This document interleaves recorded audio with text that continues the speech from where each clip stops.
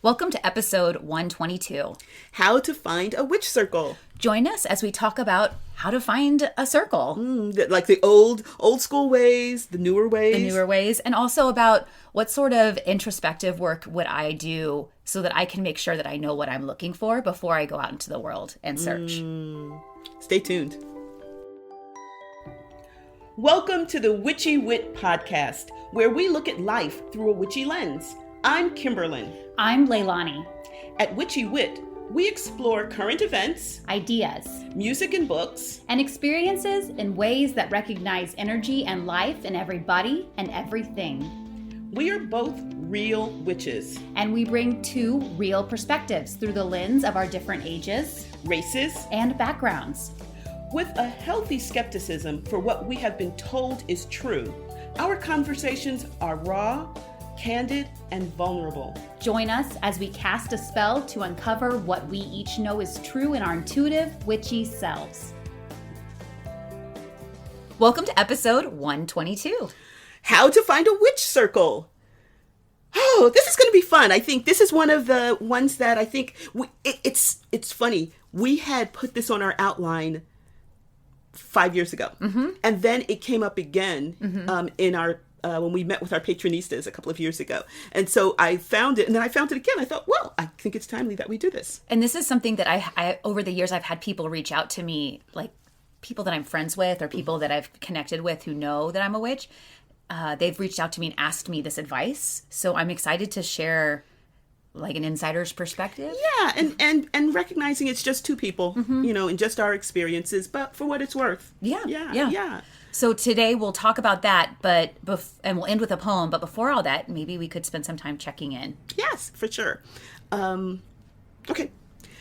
So I am currently pet sitting a friend's bulldog, and actually you met her. I did, yes. At my place, and she'll probably be listening to this later. And I've had Akitas, which I thought were pretty headstrong, dominant dogs. I have learned you can't make a bulldog do anything a bulldog don't want to do. I'm just saying. Oh my gosh. So he's the sweetest things. I'm going to lead with that. And I'm pet sitting him for this weekend while they're traveling. But it's so funny because I'll say, Jakers. Oh shoot.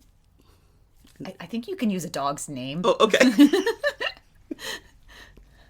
It's so funny because I'll say, come on, Jakers, let's go outside. And Jakers will just look at me. I wish I could do the face on air because you can't see it. But it's kind of like this really deadpan. It's like the Gen Z stare. Have you heard about that? It's the Gen Z stare. And I guess it makes sense because he's a Gen Z, right? Yeah. It's just like that. And so I put some treats down to lead because he's not super food driven, but when he's not like grieving the fact that he's been abandoned by his people, I'm sure he's a lot more into the food. But I'll put a trail of treats that'll lead him outside, and he'll go outside, and then he'll walk right back. Like he won't pee. Yeah. I mean, sometimes he might pee, but sometimes he just like walks right back in then just stares at me. While I'm like putting stuff down and all that. Oh my gosh. And then at the same thing, I'm either trying to get him outside or I'm trying to get him back in or I'm trying to get him to do this. And he just stares at me. Every once in a while he'll come galumping. It's like, do. But oh my gosh. And that's their that's their personality. That's why they're called a bulldog. Like apparently they will like their jaws, they'll grab onto the throat of a bull. Oh. At least originally, or a bear or something like that. And they can shake them. And the more they shake them, the tighter their jaws get. And they could maul. My understanding is you could literally like almost kill the like other, they could be mauled by other animals while they're holding on. And their jaws will not let go. That's why they call them that. That's why they have those jaws. Okay. I mean, I'm sorry to share a lot, all of the seamy underbelly of dog breeding, but yeah. So, and I see that because you could put a treat down. So sometimes I put a treat down right in front of him, and he just stares. Yeah. He's not. He makes do with me because I'm the only one there. But he definitely has a real attachment to his people, and when they're not there, he's not. I mean, he's not mean or anything. He's just not very cooperative. I mean, but it's just so funny because it's oh, it's, you look at that and we just stare. Sometimes we just stare at each other. And with other dogs, that makes them a little nervous. You know, that they get like, that eye contact is not a, you know, it's usually a challenge. Jacobs don't care. Yeah. He's like, stare all you want. Whereas like a golden retriever would be like, be my friend, be my friend, be my friend. Jacobs is like, no. So anyway, that's my check-in is like, you know, what is it? Bulldogs just don't care. I love Bulldog Gen Z stare. The Gen Z That's stare. so awesome. That's so descriptive. Anyway, so that's what's going on with me. What about with you? So in today's episode of Leilani overcoming medical misogyny and also being very type 1, I would love to just gently offer people a reflection to go back and listen to our menopause episode because I found it to be incredibly wonderful to get all that information out there. And I am currently seeking to expand my perimenopausal care. So when I did that, I created a spreadsheet. I just wanted to share how exciting this was for me.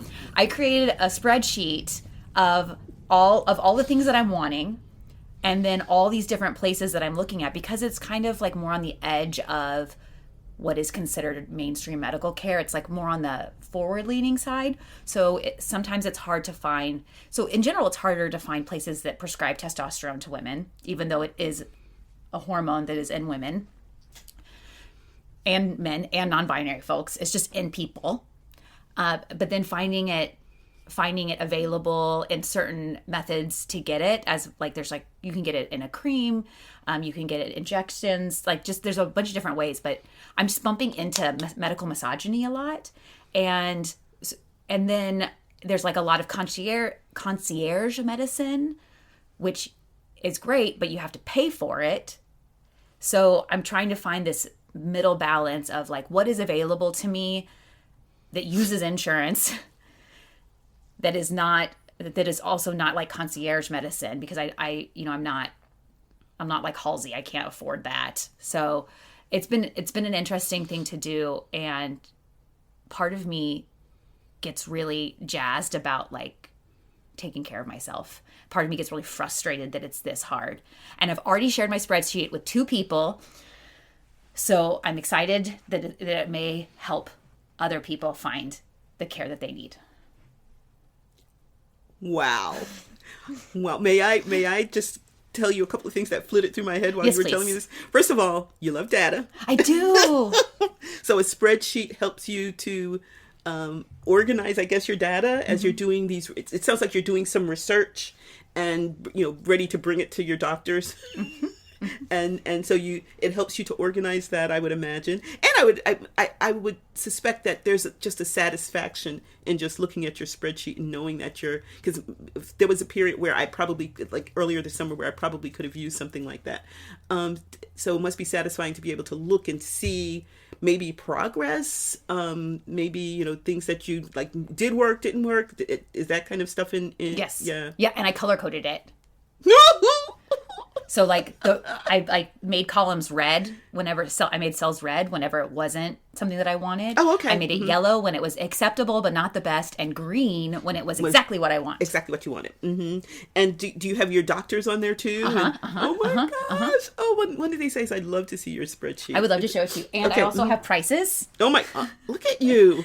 And it's so funny that you say that, because I actually like just video recorded me scrolling through it and sent it to people because I was so proud. Oh my gosh! Yes. Wow! So this is the spreadsheet I made for hormone replacement therapy. That's extensive. Pretty proud. and pretty impressive. You should be proud. Wow. I'm super impressed. Thank you. And I mean, you could be like a case manager. You are your own case manager, and which is so important. I'm learning, you know, as you're dealing with different doctors and things like that, that someone has to know not know everything, but know all of the facts. And that's you. You're such an advocate for yourself. Thank you. And your health. Thank you. That's what I'm trying to be. And I'm impressed, and I'm going to maybe look at that a little bit more at another time and consider how I might be able to utilize that, at least that energy, maybe not that type of, but you know what I'm saying? That sense of taking charge. And I would imagine that spreadsheet helps to support you in that. It does. Thank you for seeing me. No, thank you for showing me you. So, speaking of seeing, let's talk about seeing each other in circle. Yay! And how that came to be. Yeah. So I would say, first of all, being in a circle is not necessarily the fullest expression of everyone's practice. Yeah. Some people prefer a solitary practice, and I think that is just as valid as being a part of a circle. Other people would prefer a circle. So I think it's really up to the person to think about what type of practice they would want. Right, exactly. And what parts of their souls they want nourished. Because like there's certain things we've talked about being in community, and we'll talk a little bit more about this, about being in community, and then somehow how you have to make your energy fit in with that of the group. And some people are like, no, screw that, I don't want to do that. So there are, as you're thinking about what we're going to be discussing today, I hope part of it is this for me, and maybe our going through this might help for some people who might think, oh, I want to see if I can find a circle, and then they'll say, I'm good, or yes, I want to find a circle. I want to find their circle. So I think something to think about as you're looking for a circle is, what are you coming from? Like, what kind of stuff have you been doing? Because that might be useful in figuring out what that type of self-reflection will help in the type of reflection it's going to take to find a circle that suits you, right? Do you mean like what type of magical practice do they already have, or how's their practice already? Yeah, well, like we were talking about being a solitary, so you're already a witch, and you want to, you've been working as a solitary, and now you're thinking about like maybe the power that could be had with community, or just the fact that you're around like-minded people. You might want the social aspect of it. Right? You might want the power aspect of it, etc. That's what I was thinking. Some people, like, remember we read the Witching Year? Witching Year, excuse me, not the. And she came from, I guess, a background of Christianity, right? So, you might be coming from Christianity, but you're hearing more and more things about like witchy practice, and so you might be looking for a circle to kind of help initiate yourself in that, right? Yeah. And for some people, it's, and maybe this is more like the Witching Year. They really had no spiritual work. I'm trying to remember what her background was, but where you're coming from, you haven't had, like, you didn't grow up religious or anything like that. And then, but you're hearing, you might have some friends who are witches, or you're hearing like podcasts like ours, and you're thinking that something pings for you and that might resonate. So I think as you're looking for a circle, it helps to think about what you're coming from, because that's going to, at least by knowing what's behind you, it'll help to guide what you want to see going forward. Yeah. Yeah, I think so. Another idea is, and sometimes this can be very not, this may not titillate everyone, but just like in any other relationship, I think it's important to look inward first before I look outward. Yes.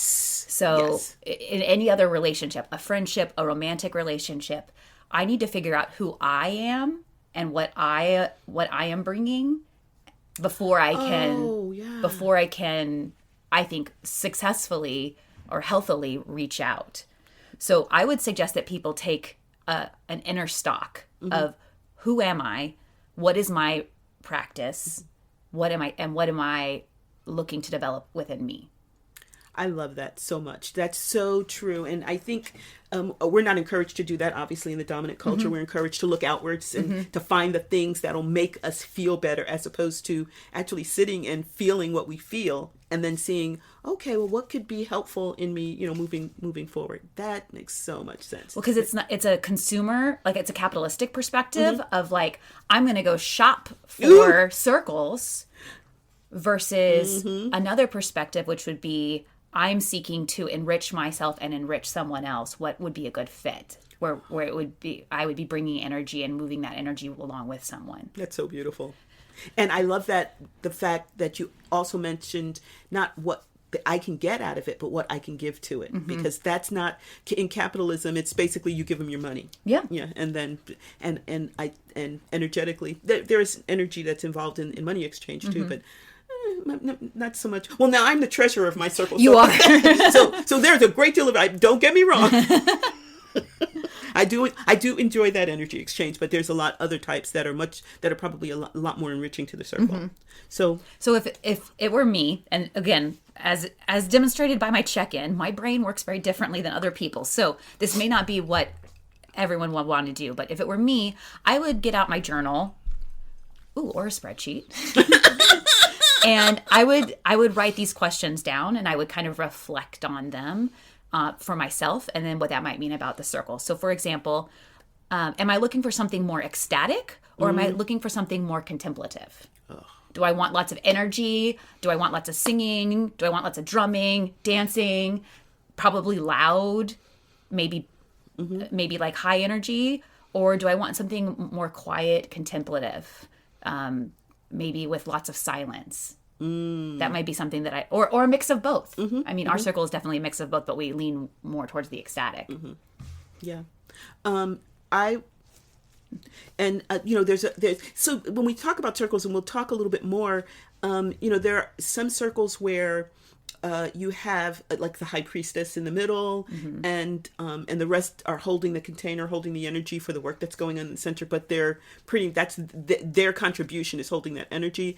Our circle tends to be a lot more participatory, where if we're casting the circle, usually we have all of the women say something, or we'll do something that's more inclusive. And I don't mean to say the other is exclusive, but on a certain level it is. Yeah. So let's call a shovel a shovel.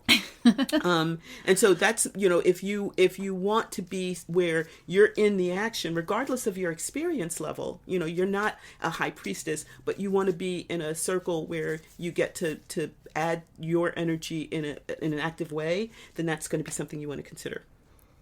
Another thing might be, are you looking for something that is really overtly political? Of course, I would make the argument that everything is political, but I would say, are you looking for something that overtly acknowledges the political nature? Like reclaiming? Yes, like a reclaiming circle. Or are you looking for something that is that doesn't name that and holds more space for individual interpretation? Yeah, for sure. And we've talked, I mentioned, being inclusive in terms of your activity, but a circle that's inclusive in terms of identity, energy. I'm trying to think. Ability. Yes, exactly. And all of the things that we're beginning to realize are parts of our personality. Do you want to find a circle where that's affirmed? That's important.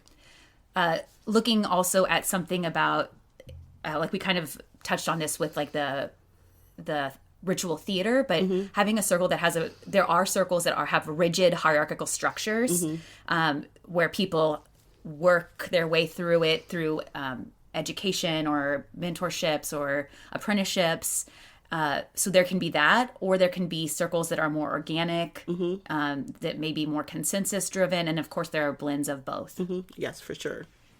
Then there's, do you want a coven? You want to, like 13 people, or do you want to be a part of a circle that is, larger, maybe a little bit more, the way we would think of, like, say, of a congregation, where people kind of come and go, and they're not there every single time, or something like that. And that also leads to this idea, when we talk about this, so a coven is pretty closed. I mean, it's 13 people, bim, bam, boom, until someone drops out, then then you might open it up. But, and there's some groups where things are much more open. And, so for example, there are the pagans associated with the UU church.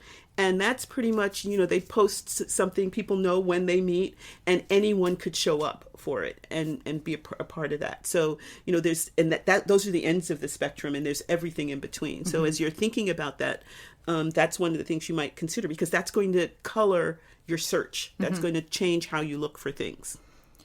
I would also consider, if you're wanting a circle that you would work with and grow with, like as a bubble, or if you're looking for one with built-in classes or priestessing apprenticeships. Oh yeah, for sure. So there are circles that offer classes. There are circles that offer camps, like where people meet up and do like intensives. There are places that offer online classes.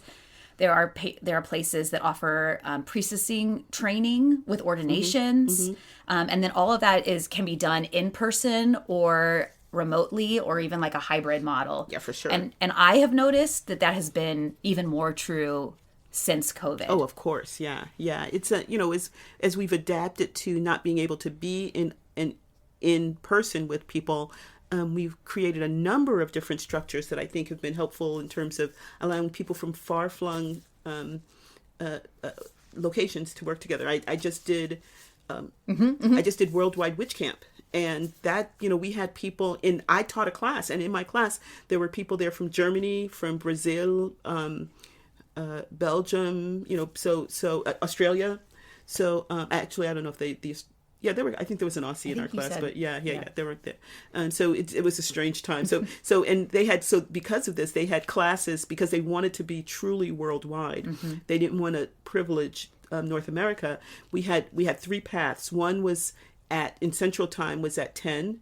The other one was at 8 p.m. and the other one was like 3 a.m. So you got to choose, and you could do as many if you wanted to, like, go all day. Yeah, all night. That's right, and take cat naps. You could do all 3 paths if you wanted, but most people did 1, and some did 2. I thought I'd do 2, but I was exhausted by just teaching mine. But anyway, I said all of that to say that sprung up in the wake of COVID. Mm-hmm. And now it's become huge and it's taken off, and people, I think there's a number of people who they really love that one. They love the energy of it. So there's, a number of different, there's a whole bunch of configurations that are out there, and it really depends on what you want. Okay, Kimberlyn, so I've done all this work. I've taken Leilani's advice. I've journaled. Mm-hmm. I created You've journaled, and then after you've thought this through, you've created a little spreadsheet of your practitioner, your style, your this, that, perhaps the it's even color coded. Perhaps it's even color coded. Mm-hmm. Okay, so now I know who I am, and I know what I'm bringing. Mm-hmm. How might I reach out and find opportunities? Okay, so I'm gonna show you how we used to kick it old school. Okay. So back in the day, and when I say back in the day, I'm talking about the 80s, the 90s. Wow, yeah. So 90s and 2000s, there was Witch Fox. That was a really popular Did you know that one at all? I only learned of it once I joined this circle, and it was gone by people. Spoke of it. Yeah. So that was like, for a long time, that was the huge online website. It had articles, and I'm trying to think, you could post chants and things like that there. And then they also had a listing of circles of organizations throughout I think it's primarily the United States, maybe the United States and Canada. But it's still a thing. It's still. I just checked. Well, the last time it was updated was December 31st, 2019. Is that? That's not Witch Fox, though, is it? It is Witch Fox. After 22 years of serving the witch, pagan, and Wiccan community, so Witch Fox closed. Yeah. 12/31/2019. Okay, in 2019. So they were right before COVID. Yeah. Oh man. Where they could have missed out. They could have blown up. Yeah. But so for 20 years, Witch Fox was the thing. But even before that. So let's say I moved to San Antonio, and I'm a witch, and I'm looking for my witchy sisters, okay? So back in the day, I would probably go to Whole Foods, and as you go out, there's all those little like pamphlets and stuff, and find the New Age one that had, like, when there were tarot readings and things like that, and in the back, there would be circles, the local circles listed there. So that would be one way. Usually, because they couldn't afford a whole lot of stuff, it would be like a name and a phone number or something like that. And that was, you could call people on the phone. So weird. That is so weird. Like, you called strangers. You just call stranger? You call strangers. That is so. I don't even call my sister without texting her first and being like, "Hey, are you available to talk?" And when we first started, and I'm going to go back even further, there weren't even answering machines. So not even voicemail, answering machines. When I was not so much for this, but for other things that I was doing searches for. Yeah. I feel anxious hearing that. Like, my body is being triggered into an anxious state. I guess like you had to be artificially intimate with someone that you didn't know. Yeah, I guess I would choose to be by myself. You'd be solitary. It's like, okay, I've got to call a perfect stranger. Uh-huh. It's like a cold call, like you're a salesperson, and tell them why they should let you come to their circle. Yeah. That's so weird. Yeah. So that was one way. I know in some of there was like the magazine Sage Woman. I mentioned that. That was kind of how I realized, okay, you're a witch. But, they would have things in the back too. Usually the larger organizations, and you'd call them and they'd let you know if there was a circle or something in your area. Wow. Yeah. Yeah. So, yeah. Or here's another one.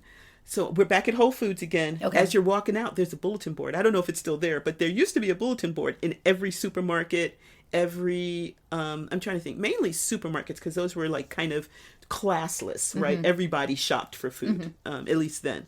And there would be an 8 by 11 sheet of paper with the little bits at the bottom where you could tear off just the phone number. You remember those? And they would say, they would couch it because this was back in the 80s and stuff, but they say women's spiritual circle or something like that. And then so you knew nothing and you'd still call. But that was back before they could trace your phone call and then come and kill you or whatever. But, so you pulled the phone number off and you would call and say, are you a witch circle? And they say, who's asking? And then, and then you talk. And then finally they say, let's meet for tea or something, So yeah. Wow. Right. So that was how you did it back in the day. Or you knew someone and they would invite you to their jam. But if you knew nobody, these were the ways. If you didn't know anyone already a part of something that you might be interested in, this is how you learned. Wow. Yeah. So that is another world. It's another world. Well, I mean, I don't know if you're happy that it's now, but that you're living at this time or not. But, it's just that was the way things were. Sure. And so we're the people who are confused. we're the people who are like ripping pieces of paper off a bulletin board. And now we've got to figure out how to, do our reels on Instagram, right? I'm just saying. So, hold a little space in your heart for what we've been through, for the dynamic changes in our lives since then, right? Yeah. But yeah, that was a lot of it. And then later, Facebook. Yeah, so that's as late as I'm going to go. I'm going to hand the torch over to you, and you could talk about. One quick question: what about like Meetup? Because I've heard stories of our circle using Meetup. So Meetup, that was kind of the 20s, the 2000s and 2010s. Yeah, they would, but again, that was that was with the internet. Oh yeah, okay. At the other meetups, like I said, you would find it in another place. I'm sorry, I take this back. So remember, I said in the magazine it would have like they call them psychic fairs. They may still call them that, psychic fair, to get away from but it would be anyone who was woo. You could buy crystals. They would be like a hotel room, a hotel ballroom, and everyone would have their booths, and they still have these. And some people will be doing tarot readings or various things and crystals, and there would be people there with tables, or they'd have flyers and stuff for their circles. So that's another place where you could get more information if you just come to town and like you're pagan but you don't know the pagan community at all. That's another way to get to know people. Oh, awesome. And to maybe find out if there's a circle. Yeah, and that sounds like it would still work today. Yeah, it does still work today. Awesome. Okay, are you ready to hear some? I'm ready. Okay. Remember, I was doing something and I made a reel instead of like a post. Yes. So keep dumb it down. So I'm going to say these are some high tech and some low tech ways that I would do it currently. And this is when people have reached out to me, like friends of mine. This is the advice I give them. One would be to Google or use an AI search agent, and I would put in keywords like witch, pagan, or like a certain tradition. If you're looking for like Gardnerian, or if you're looking for Dianic, or if you're looking for ecstatic, and I would start throwing my net narrow. So I might search the city that I'm in, and then all of the key terms to see if I can get like a Goldilocks fit. And then I might start, and this is what I would cue the chat AI for as well. Start narrow and then start broadening it out. So like suburbs or neighboring towns. Like for me, it would be like, instead of San Antonio, what if it was in Austin? I can make that drive. Or online. And so then I would search those things. And then once those are identified, then I would individually search them and look at them to see how they are. I would also recommend going to like New Age bookstores. And that was an old school way too. So grocery stores and New Age bookstores, yes. And talking to the workers, talk to the people who read there, look at the bulletin boards, look at the other people who are in the store. And I mean, those people at those New Age bookstores, they know everything. But, you know, you have to like play it cool with them because you don't want to freak them out. But letting them know that you're interested, and then asking if they could maybe point you in the right direction because they might know people. Another option would be pagan pride. So just like there are pride fests around the country to celebrate queer folks, there are also pagan prides. Even when I was in a small town in the Ozarks where I went to college, they had a pagan pride. It was very small. We used to have one here. I don't think I'm not sure if we still post-COVID. I don't know. Yeah, I think that's what. Yeah. But our circle actually, sometimes we would have a table and sometimes we would sing. So you could go to pagan pride and get to know people and use that as a way of gathering data, of like looking at who's running it, who has tables at it, who's performing at it, who's running the drum circle, and meet and know those people. The same thing can be said for, you already mentioned it, like the UU church has pagan groups, so you could get to know there. And even if that's like, maybe the UU pagan group is not your group, but you'll meet people who then might direct you to the people who might direct you to people. May I just hop in? Yeah. Because this is what I tell my students when they were doing their research for their papers. It's like, yeah, start with that book, but that book, you know, read the bibliography in that book. That expands your circle, you know. So yeah, thank you. Well, and it's just switching our brain from consumer culture. I'm not getting on Amazon and buying a circle. Like I'm not consuming. This is different. And so I need to do the research and I need to put myself out there. I need to follow these energy trails. So true. So another one would be using social media. Still, Facebook might be good because there are meetups on Facebook. There are Facebook groups. I love you said still Facebook. Still Facebook. But looking on TikTok, looking on Instagram, looking on, for a while, people were doing Tumblr, but I think that's more if you're far flung. It's not trying to find something local, right? What is Twitter called now? X. X. Yes. X is. There are a lot of witches on X. So that's another option. Another option would be leading back up to the top thing where I said it's best to get to know oneself first. The books that I find myself attracted to, the books that resonate with me, the practices that I really like. Who are the authors of those books? What are their traditions? Where do they practice? Wow. Is that available in an area near me? Is that available through Zoom, virtually? So starting there is another idea. And then... Wow, I love that. And I'm going to hop in and say musicians too. Oh, say more about that. Well, just, you know, so there's certain musicians who sing from their tradition, right? Yes. And if you find I mean, sometimes they're doing what sells, right? Or they're certain expressions, but there are a number of people who are in various traditions and their music reflects that. So. And we talked about that on our music episode. But like Suzanne Sterling, we love her music. We sing some of her stuff in our circle. Yeah. Oh my gosh, that's a great idea. And then just to say one more time, I would suggest, remember, don't settle. It's really about following that thread it might be through many layers until we find the place we're the right fit and is the right fit for us. For sure. It's like as you said earlier at the top of our conversation, it's like a relationship. And, you know, you might go on a lot of dates before you find the one that you want to, like, maybe do the second date with. Yeah. Right? Yeah. So, yeah. So I mentioned, I'm going to, you know, there are different reasons people want a circle. Community. I'm trying to remember. Where? Yeah. Community. You want to be working with other people who think or feel or practice the way you do. You might want. We've talked about this, that in our circle, even though we have our individual, we bring our individual desires to it, there's this power that happens when you are working with a group of powerful women. I mean, and this is powerful people in general, but we're doing this in a woman's circle. But, you know, so that power that you cannot get as a solitary. You can get other types of power, but having everybody like sending that energy up or somewhere or whatever is I mean it's radical.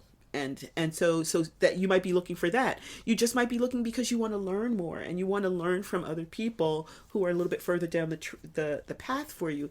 And circles can be all of those things. And they can be more. I'm just mentioning a couple of things off the top of my head because those were what I was looking for. And I didn't know if you want to add anything to that, but that's what you're looking for. And if you're fortunate, as I've been, you find it. And it's a group of people. And groups of people people are people. People are people. And that means that there are shadow sides of circles. So that's where people are just, being themselves, bringing all of themselves to the party.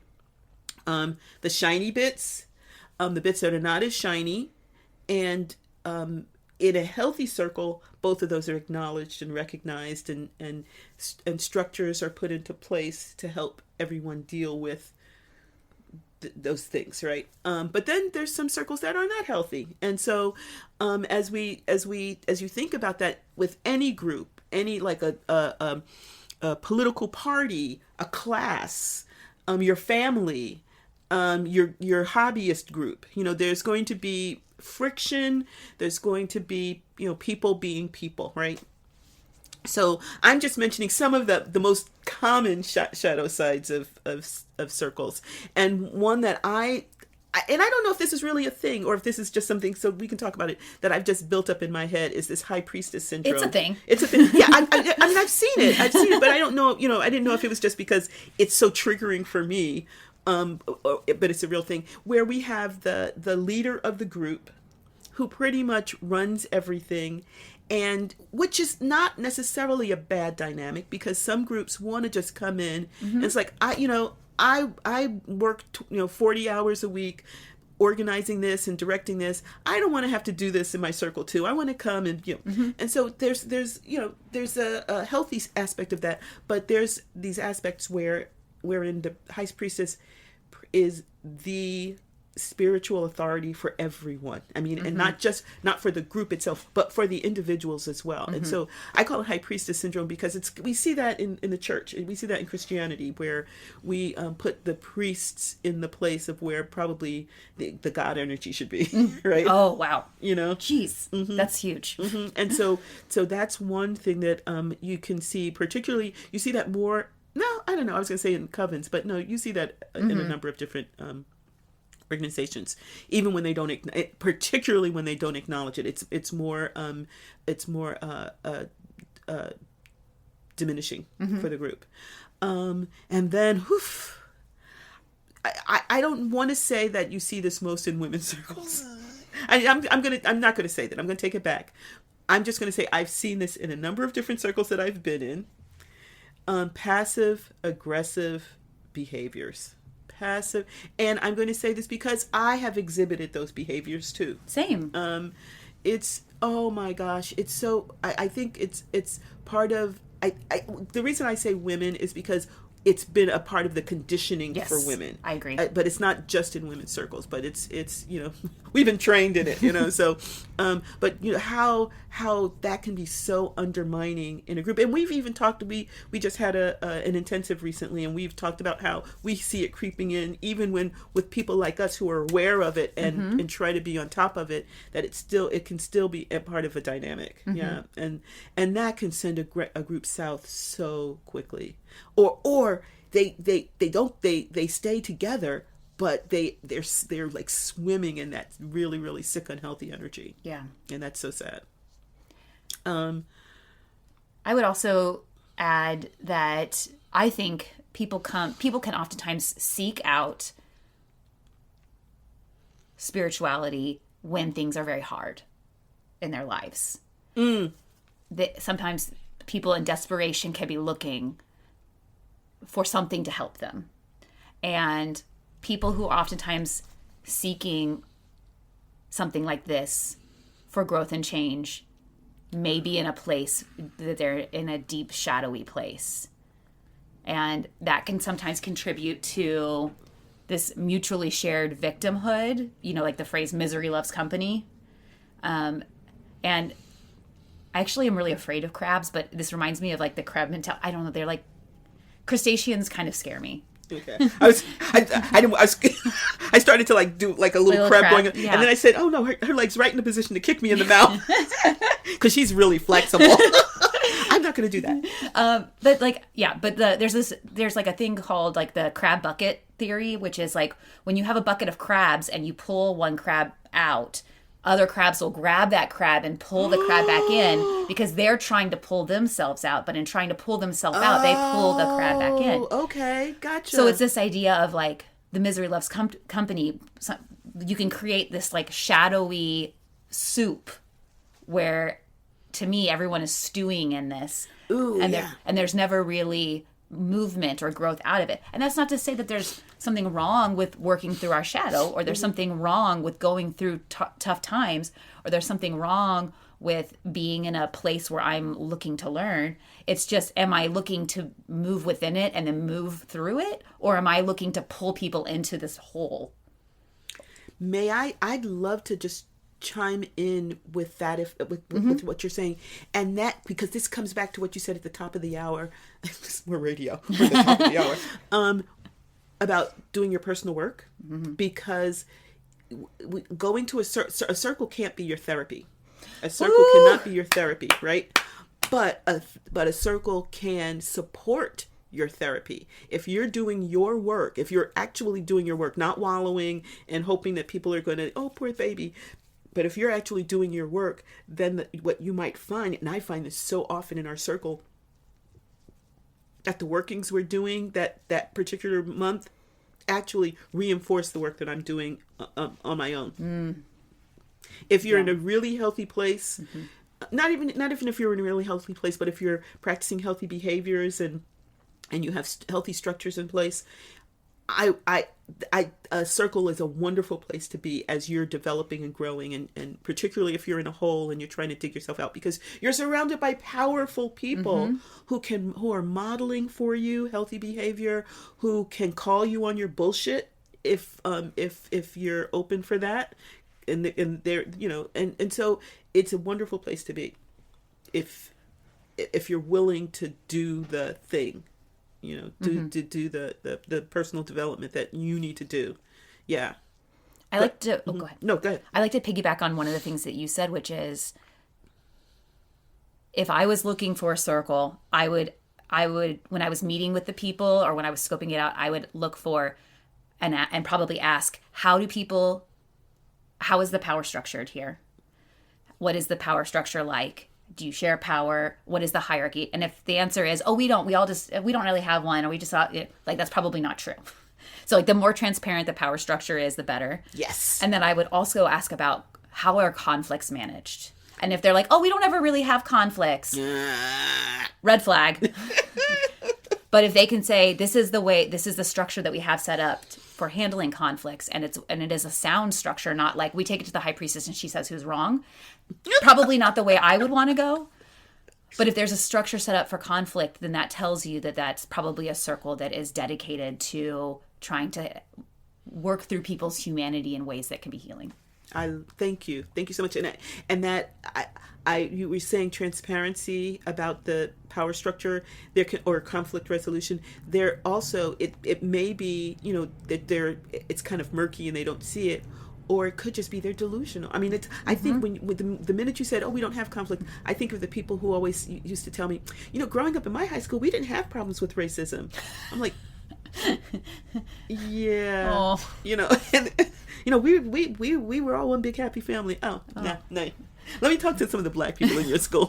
Let's see, or let me talk to the Mexicans in your school. No.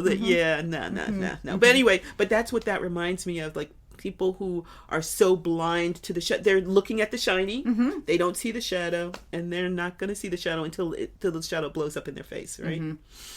So those just some of the things to be aware of, and you were pretty aware of that. I think when you were sort of kind of pretending to play at flirting with joining us. Yeah, I spent years in our circle on the outskirts, checking, Observing. observing, checking things out, watching some things, like watching some shadow unfold and seeing how the group handled it to see if it was something that I would. And of course, I know that nothing is perfect, but I was really watching things unfold to see if this was a safe enough place. So speaking of which, let's let's talk a little bit about how we got to our circle. Sure. Okay. So I joined our circle in 2005. So just to put that in context, like there wasn't TikTok back then. No TikTok. And so I found it by doing a search.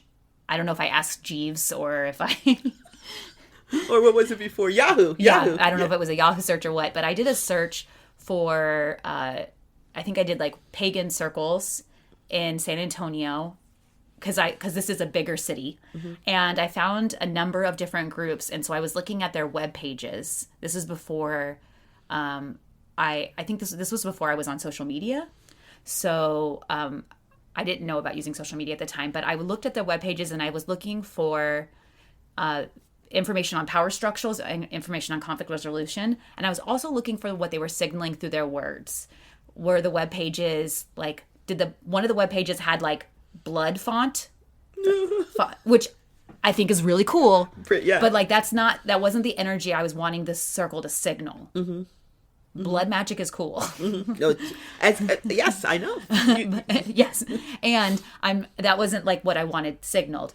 And then also some of the groups were like really fluffy bunny type energy, which I think is like signals a lot of spiritual bypassing, which I'm also not into. Ooh. So when I found our circle's webpage, the agreements were posted, and that was really big for me.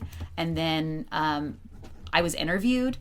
And then I came, and then I spent a lot of time interviewing the circle without them knowing that I was interviewing them.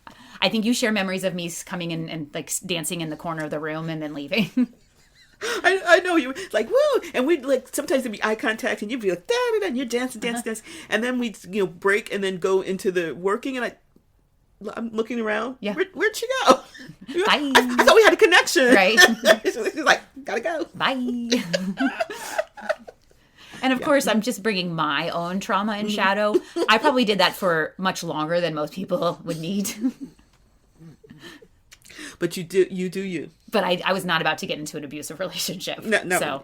And in your spiritual community, that's got to be so much even harder than just a dating relationship, because I would imagine one is opening themselves up to be really, really vulnerable, right? Which I guess you should also do in a dating relationship too, but that's neither here nor there. We can talk about that in another episode. And I will say our circle is not perfect, and even the agreements which so drew me to our circle have been changed multiple times since I've been a member. So it's not about finding the perfect fit. It's about finding the fit that can grow and change in the direction that I would match and that I can serve. For sure.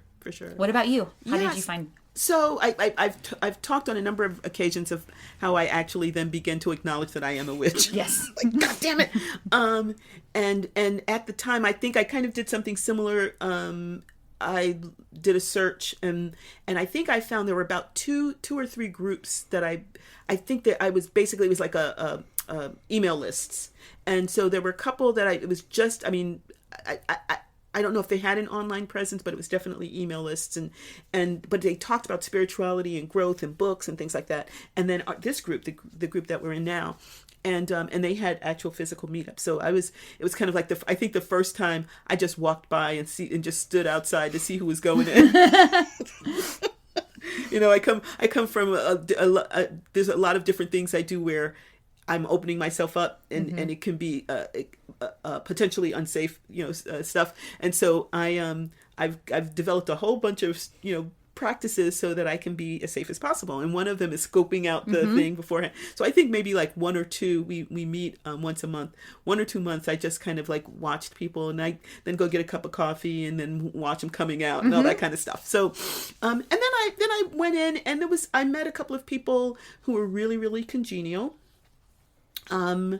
And at the time, I didn't have a whole lot of experience. I had like some personal experience, private experience, but I wouldn't have necessarily called it witchy. But the things that they said really resonated for me.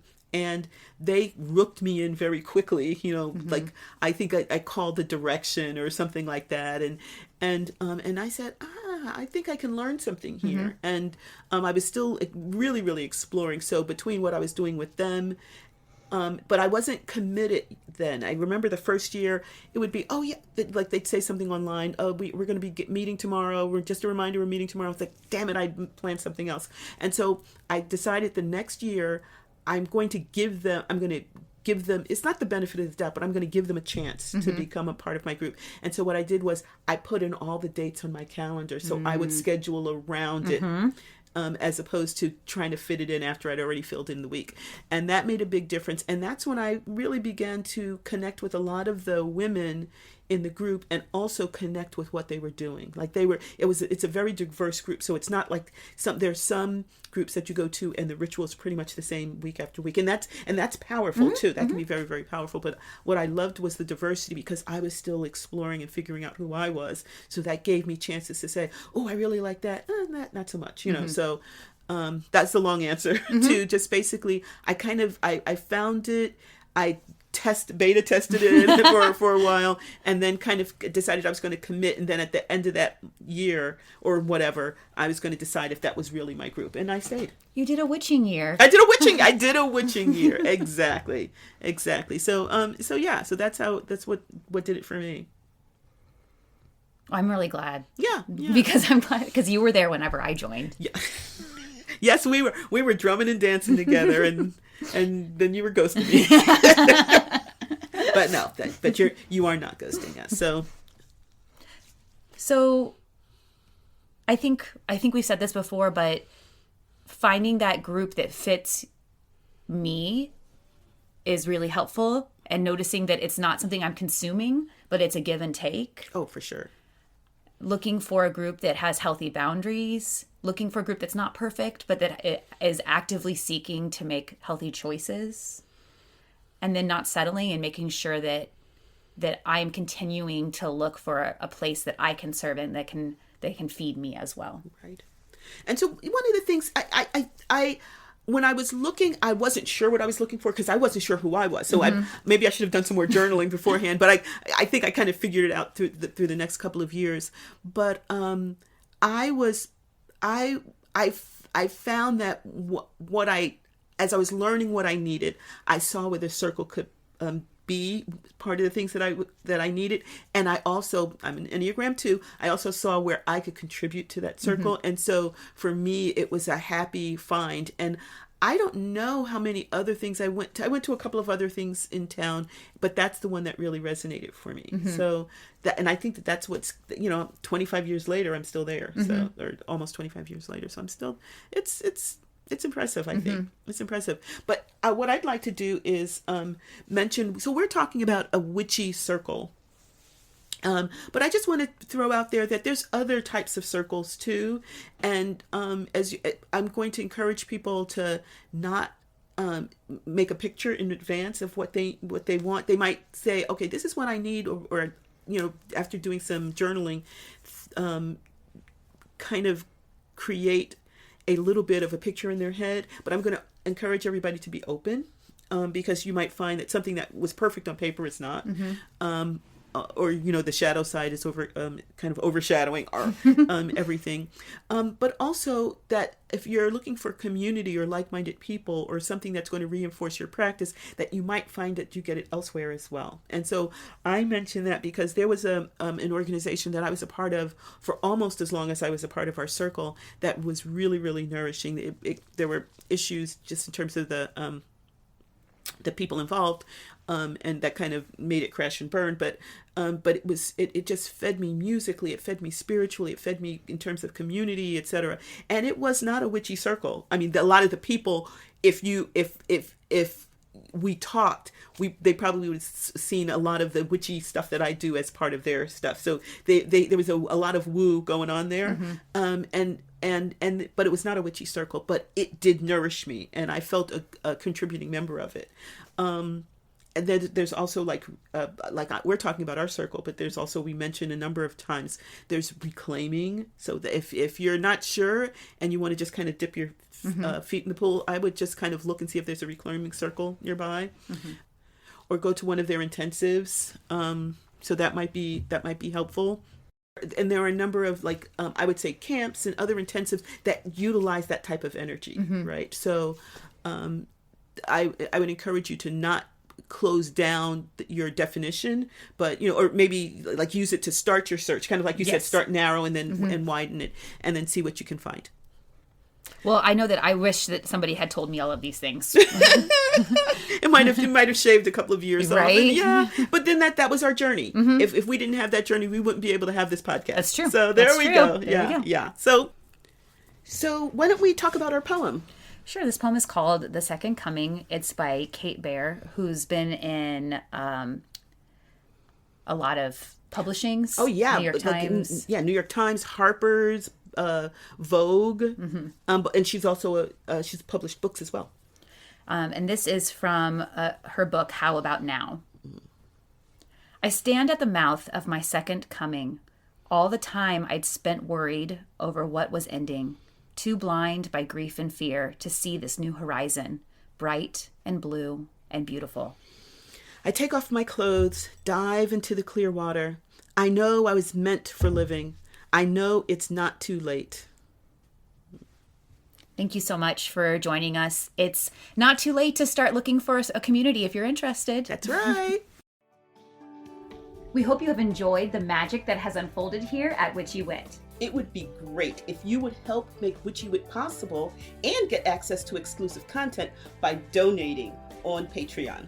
We'd love it if you join our Witchy community and enjoy shareable content on Instagram, Facebook, and YouTube. Would you do us a big favor and support us by rating and reviewing us wherever you get your podcasts? It's free and helps witchy folks find us.